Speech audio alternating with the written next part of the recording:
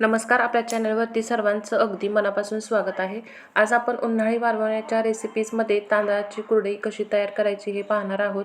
आणि विशेष म्हणजे जरासुद्धा तांदूळ न भिजवता न आंबवता अगदी रेशनच्या तांदळाच्या पिठापासून ही कुरडई तयार करणार आहोत। यासाठी कोणतीही पूर्वतयारी लागत नाही, अगदी झटपट आणि पटकन या कुरडया बनून तयार होतात।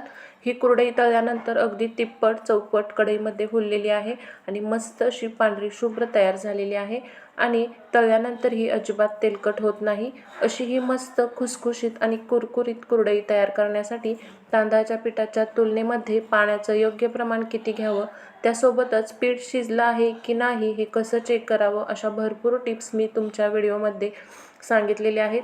त्यामुळे अगदी व्हिडिओ शेवटपर्यंत पहा। चला तर मग लगेचच आपल्या रेसिपीला सुरुवात करूया। तुम्हाला जर माझ्या रेसिपी आवडत असतील तर चॅनल जरूर सबस्क्राईब करा। सोबतच नवनवीन रेसिपीच्या अपडेट्ससाठी बेल आयकॉन देखील प्रेस करा। यापूर्वी रवा पोळी पापड हा उन्हाळी पदार्थ आपल्या चॅनलवर अपलोड केलेला आहे, पाहिला नसेल तर एकदा जरूर चेक करा। आणि माझ्या रेसिपी आवडत असतील तर लाईक, शेअर आणि सबस्क्राईब जरूर करा आणि तुमचा पाठिंबा मला द्या। चला तर मग वेळ न घालवता रेसिपीला सुरुवात करूया। झटपट तांदळाची कुरडई तयार करण्यासाठी मी या ठिकाणी एक मोठी वाटी तांदळाचं पीठ घेतलेलं आहे। सुरुवातीला आता आपण हे तांदळाचं पीठ कसं तयार करायचं ते बघूया। आपण हे पीठ तयार करण्यासाठी रेशनचा तांदूळ वापरलेला आहे। कोणताही जाड किंवा जुना तांदूळ वापरायचा आहे। नवीन तांदूळ किंवा चिकट तांदूळ अजिबात वापरायचा नाही। शक्यतो रेशनच्या तांदळाचंच पीठ वापरायचं। आता तांदूळ वगैरे भिजत घालायची अजिबात गरज नाही, फक्त तांदूळ व्यवस्थित 2 ते 3 पाण्याने धुवायचा आणि चांगला नितळून घ्यायचा आहे। कॉटनच्या कपड्यावरती घरातच पंख्याखाली चांगलं असं सुकवून घ्यायचं आहे।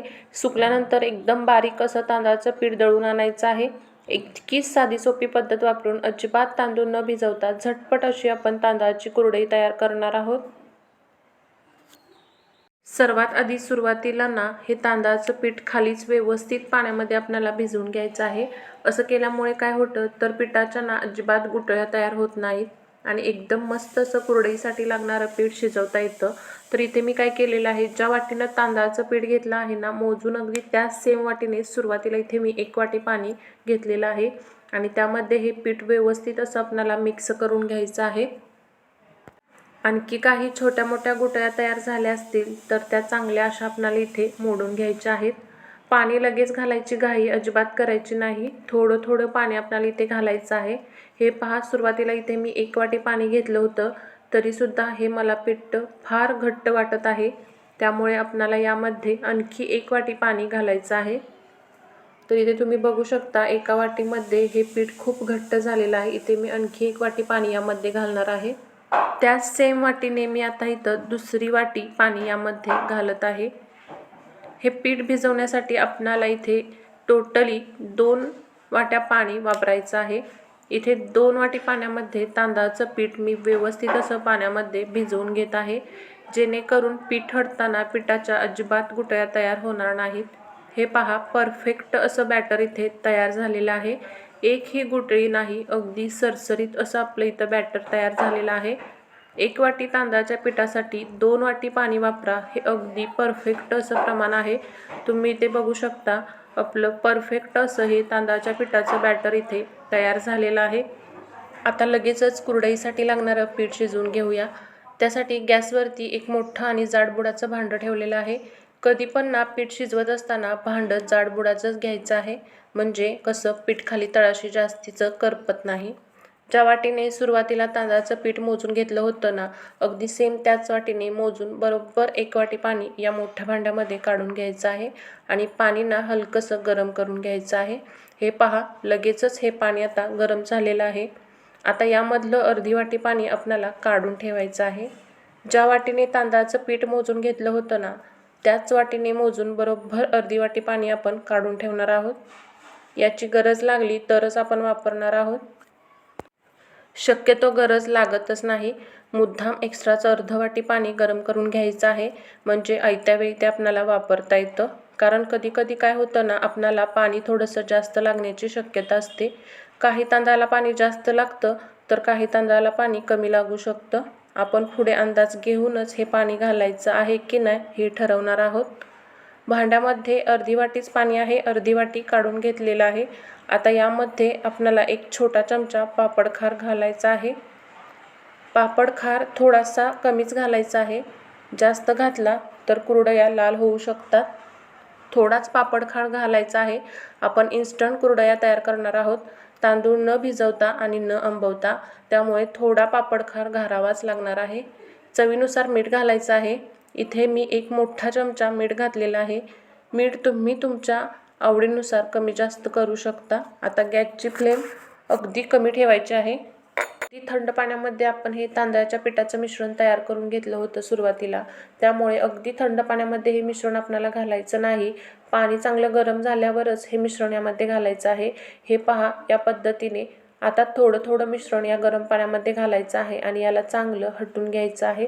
एका हातात लाटणं घ्यायचं आणि एका हातामध्ये हे मिश्रण घ्यायचं आहे आणि हळूहळू मिश्रण जे आहे ते गरम पाण्यामध्ये सोडायचं आहे आणि एका साईडला हलवत राहायचं आहे, म्हणजे कसं मिश्रणाच्या ना गुठळ्या तयार होत नाही। या पद्धतीने सुरुवातीला तांदळाच्या पिठाचं मिश्रण तयार केलेलं होतं ते एकाच वेळी या गरम पाण्यामध्ये घालायचं आहे आणि चांगलं मिक्स करून घ्यायचं आहे। हळूहळू ना हे जे तांदळाच्या पिठाचं मिश्रण आहे ना ते संपूर्ण पाणी शोषून घेतं आणि मस्त असं घटसर पीठ तयार होतं। आपल्याला हे तांदळाच्या पिठाचं मिश्रण जे आहे ते चांगलं असं शिजवून घ्यायचं आहे। तुम्ही म्हणाल, बापरे, हे पीठ किती पातळ आहे, कसं शिजणार? पण अजिबात काळजी करू नका। जसं जसं हे पीठ शिजत जातं ना तसं ते घटसर मिश्रण तयार होतं। अगदी घटसर होईपर्यंत आपल्याला हे मिश्रण आणि पीठ शिजवून घ्यायचं आहे। आता ना सुरुवातीला 10 मिनिटं गॅसची फ्लेम मध्यम ठेवायची आहे।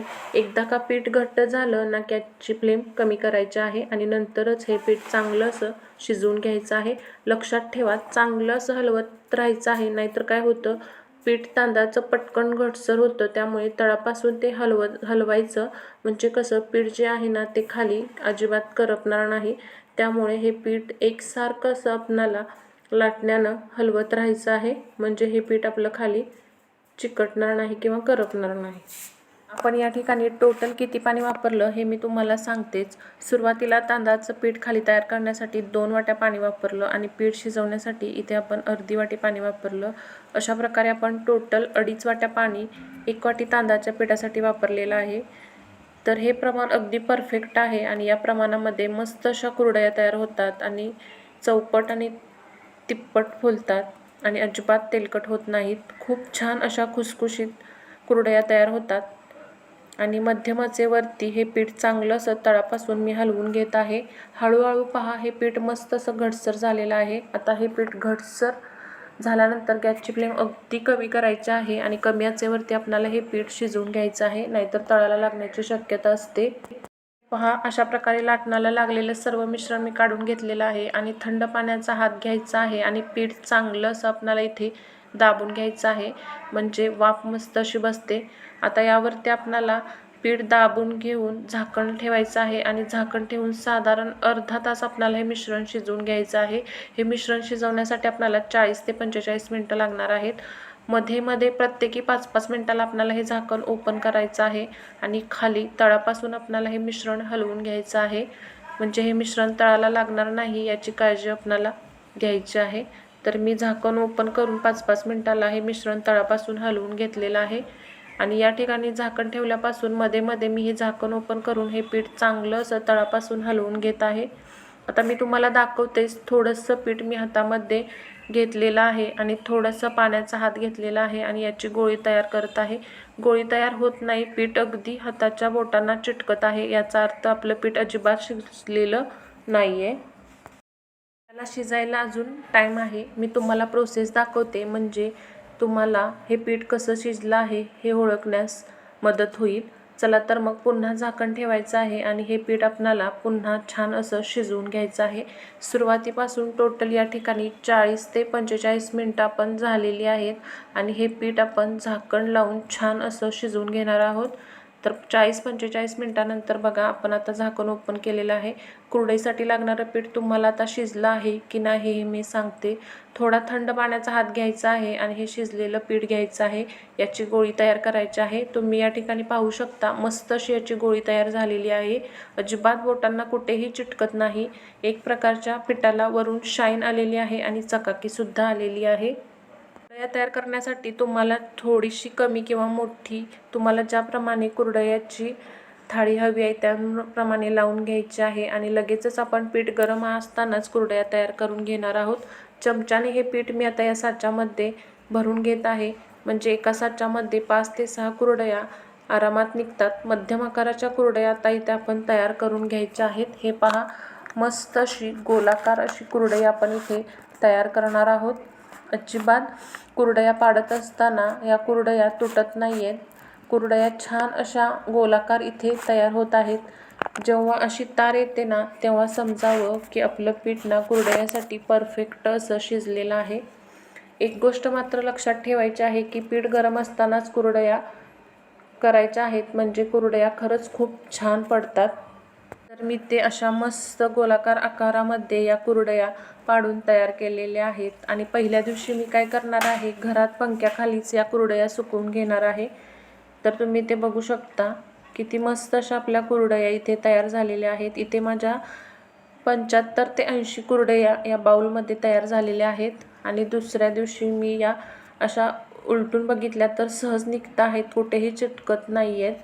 आणि पंख्याखाली सुकवल्यानंतर 2 दिवस मी याला कडकडीत असं ऊन दाखवलं होतं आणि कुरडया तुम्ही पाहू शकता मस्त अशा आपल्या कुरडया इथे सुकलेल्या आहेत। आणि याला मी आता 2 दिवस उन्हात वाळवणार आहे।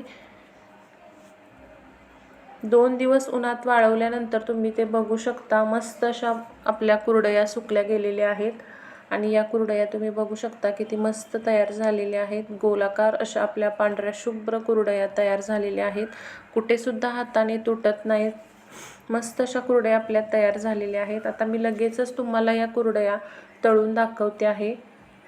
तेलात घातल्यानंतर तुम्ही बघू शकता या आपल्या तिप्पट ते चौपट अशा कुरडया फुललेल्या आहेत। मस्त अशा पांढऱ्या शुभ्र आपल्या कुरडया तयार झालेल्या आहेत। आणि या कुरडया 1 ते 2 वर्ष हवाबंद डब्यामध्ये छान टिकतात। रेसिपी आवडली असेल तर लाईक, शेअर, सबस्क्राईब करा। आणि चॅनलवर नवीन असाल तर चॅनल सबस्क्राईब करून बाजूची बेल घंटा नक्की क्लिक करा। माझी ही रेसिपी तुम्हाला आवडली असेल तर लाईक आणि कमेंट नक्की करा। चला तर मग भेटूया एका नवीन रेसिपीसोबत। तोपर्यंत धन्यवाद।